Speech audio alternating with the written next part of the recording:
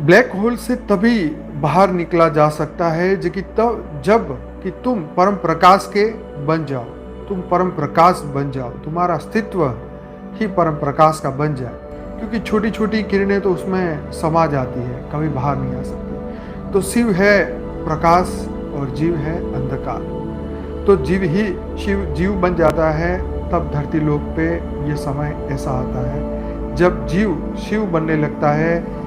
शिवत्व की प्राप्ति मनुष्य को होने लगती है जब वो स्व परिवर्तन करते हैं, आत्मा का परिवर्तन करते हैं, परम परिवर्तन करते हैं। तो धीरे धीरे जो है मनुष्य के अंदर महापरिवर्तन दिखाई देता है। तो बात यह है कि आज हम पूरी जागृति के साथ पूरा अज्ञान का जितना भी कारण हमारे अंदर छुपा है, उस अज्ञान के कारण को खत्म करने की कोशिश करेंगे, महान जागृति लाने की कोशिश करेंगे। अपने अंधकार रूपी जो हमारी सोच है, हमारे विचार है, हमारे कर्म बंधन है, जो कि एक एक सेल के अंदर छुपे हुए हैं, उन सब को खत्म करने की कोशिश करेंगे। कहते हैं कि समुद्र मंथन, तो आज के दिन उस वक्त क्या हुआ था समुद्र मंथन में, उसको समझने की कोशिश करते हैं। तो समुद्र मंथन अमृत का उत्पादन करने के लिए निश्चित था, लेकिन इसके साथ ही हलाहल नामक विष भी पैदा हुआ। तो जब सागर मंथन हुआ, सब लोग जानते हैं, जब सागर मंथन हुआ तो उस वक्त समुद्र में से अमृत भी निकला और विष भी निकला। तो जो विष निकला, तो विष को क्या हुआ, महादेव जी ने अपने गले में धारण किया। अब देखो क्या होता है। तो हलाहल विष में ब्रह्मांड को नष्ट करने की क्षमता थी और इसीलिए केवल भगवान शिव इसे नष्ट कर सकते थे। भगवान शिव ने हलाहल नामक विष को अपने कंठ में रख लिया।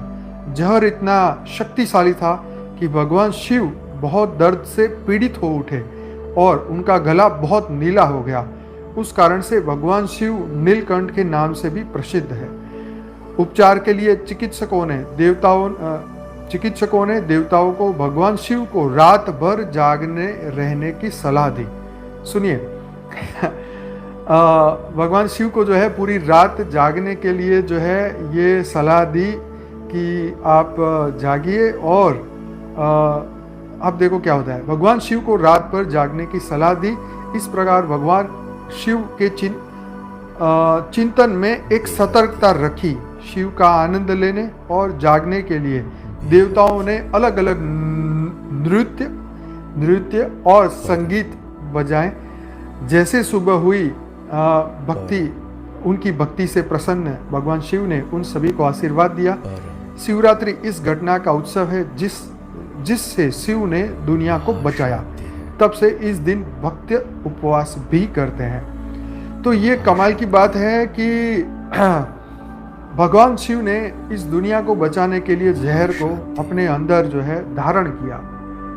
और जो वैद्य थे उन्होंने बोला आपको पूरी रात जागना है, और इसलिए आज भी लोग उसे फॉलो कर रहे हैं।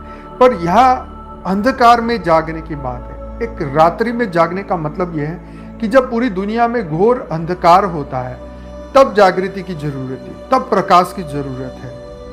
तो विष तो उन्होंने धारण किया। तो इस धरती लोक पे जितना भी विष अभी हम जो देख रहे हैं, जो वायुमंडल में हमें दिख रहा है, जो वायुमंडल में नेगेटिविटी फैल रही है, जो हमारे ही कर्म बंधन के कारण हमारे सामने आ रही है, तो हमें उस विष को, उस नेगेटिविटी को, उस हमारे कर्म के फल को, उस हमारे सर्कमस्टेंसेस को, जो भी हमारे सामने आ रहा है, जैसा भी है, उसको धारण करना है। मतलब उसके साक्षी बनना है।